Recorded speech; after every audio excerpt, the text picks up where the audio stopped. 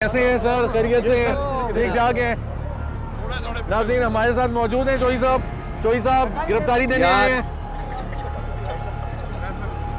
जी बिल्कुल गिरफ्तारी देने आए हैं और अल्लाह का शुक्र है कि गिरफ्तारी किसी करप्शन के इल्ज़ाम में नहीं दे रहे।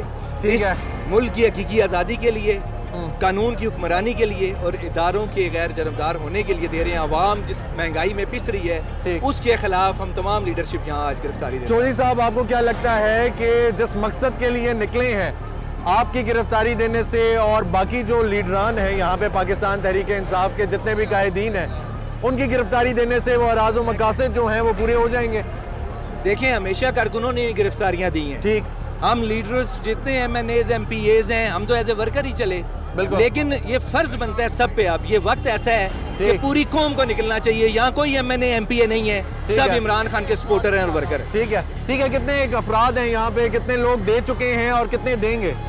देखें जी हजारों की तादाद में लोग इधर हैं। इन्होंने कहा हमने बसें बुलाई हैं, हमने कहा जी खुश आमदेद आप भी आ जाएं, हम भी सब आ रहे हैं। आज पूरा पिंडी बाहर है, आप देख रहे हैं कि हमें 1 घंटा लगा है। झंडा जी जान हवेली से आते हुए यहाँ तक 1 घंटा लगा है। कौन बचाएगा पाकिस्तान?